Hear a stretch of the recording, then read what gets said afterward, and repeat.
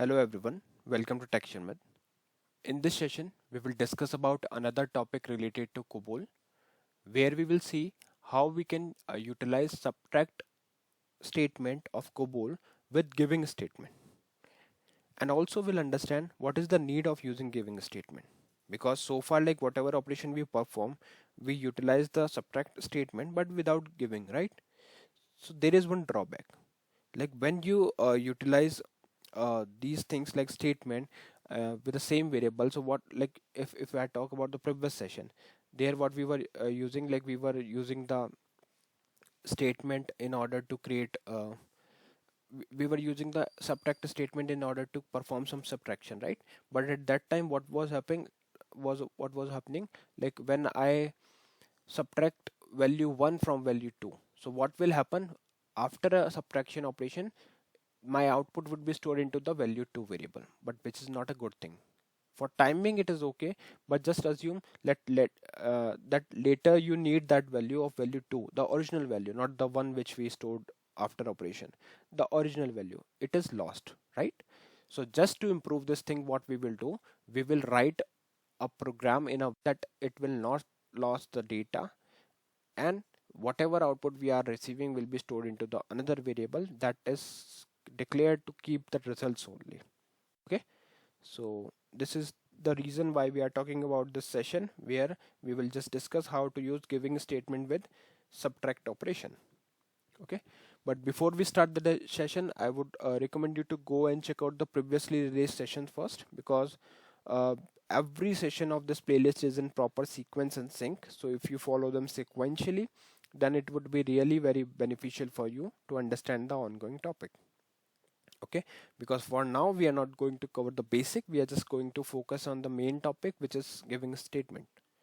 Although I'll try my best to provide you the easiest way to learn the concepts, and that's the reason we are doing every session in a separate topic, so every topic in a separate session. So yeah, I think now we are good to start with the session. So here I have already created one program, so I'll just quickly walk you through it. So you can see we have this identification division block. This block we use in order to store the program identity related information. So here you can see the firstly thing we are mentioning here is program ID, which is denoting the program name. Then we have author, which is denoting the author name. So both values are somewhere used to show the program identity. Okay, so if you have any other information which is again related to the program identity, then you can store it into this identification division block. Okay, after that, from line number 5 to line number 7, we are declaring the line number. So to declare the line number, what we can do, we can simply specify this thing which is from fifth line, like you can see here. What I'm doing, I'm placing my cursor on the very first position. From here I will count till 7. So 1, 2, 3, 4, 5, 6, 7, and on 7th position I will put asterisk to make it as a comment line. Okay, so after asterisk, whatever you will write here will be considered as your comment line. Here is one point, if your comments are not coming in a white color, it's completely okay, because here I have added some additional settings, and that's why it is coming like this. Okay, but in your case, if it is not coming with a white color, it's completely fine, because by default it comes with a default color. Okay, all right. So likewise, I have declared another 2 lines as a comment. So these are the 3 lines which we have declared as a comment, just to show the topic name in a box like structure. Okay, fine. So these command line will not impact anything in your code, okay, when you are compiling it. So let's see the further code.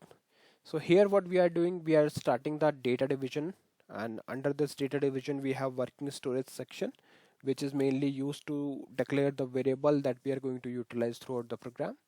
So you can see we have 4 variables here, variable 1, 2, 3 and 4. Okay, so how to declare the variable? Although we have discussed the variable declaration in a very detailed manner in previous session, but still I'll give you the quick recap to understand how we are declaring the variable here. So the first variable, if you look at line number 12, here we are specifying the level number as 01, which is denoting the higher data hierarchy. Then we have variable name and data name, which is denoting as profit 1. So when you wanted to access this variable throughout the program, what you can do, you can use the same name, but always make sure that you are declaring every variable with a unique name, okay? Otherwise it will give you a compilation error and it will not allow you to declare the variable with the same name. Fine. So variable name is ready. Now we are using PIC, which is denoting picture clause, 9 of 4, which is denoting numeric 4 digit.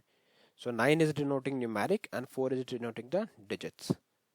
Then we are using value clause to initialize the value at the time of declaration itself. So you can see we have initialized the value. So this is always an optional clause, like if you want to initialize any value, then you can specify this, otherwise you can simply skip this part. Okay, so yeah, likewise I have declared the another variable which is profit2. In the same manner I have specified everything, and just change is in the name. Apart from this, everything is okay and same. Fine. Now the third variable, you can look at variable number 3, which is on line number 14. So here what we are doing, we are declaring the variable with same level number 01, denoting higher data hierarchy, and variable name is profit3. Data type and length are same, picture clause 9 of 4, but the value which we have initialized is bit different. Even it is different, completely different, right? In the above two variables we have 50 and in the third one we have 60. So these values I have just prepared for the demo purpose. It is up to you how you want to initialize your value. You can accordingly declare it. Okay, so we are ready with all the variables. And the fourth variable, yes, the fourth one is important one, because today we are going to talk about giving keyword. So you should know what is result variable. Okay, so here you can see we have one level number specified as 01, variable name is result, and PIC 9 of 4 is a numeric 4-digit value. Okay, fine. Now after that, what we have procedure division. Procedure division is mainly used to store the main logic of your program. So here we are storing the main logic. So firstly what we are doing, we are displaying the all values without any kind of modification.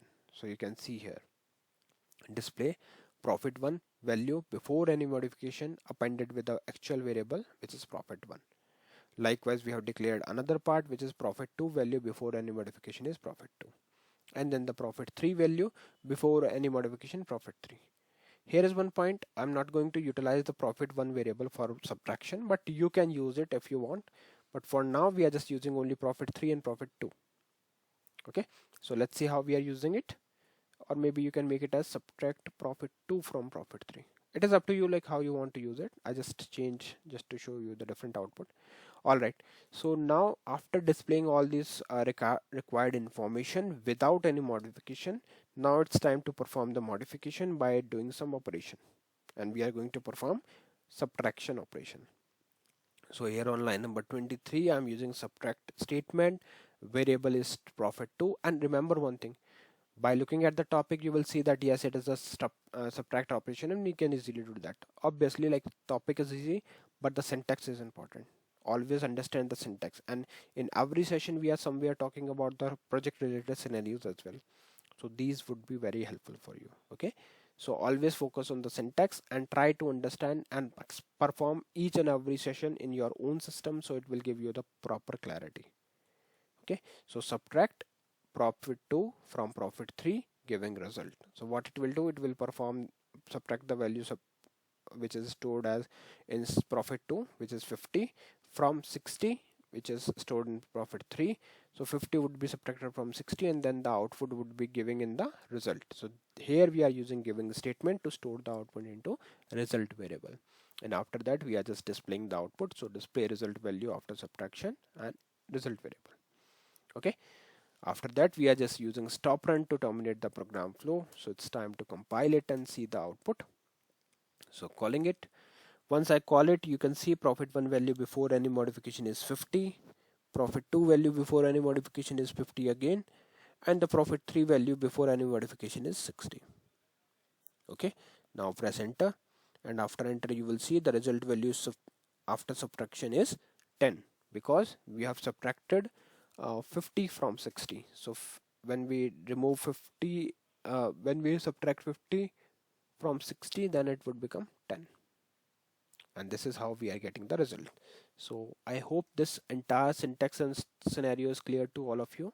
In the next session, we will discuss few more things. So thank you for watching Tech Sharmit.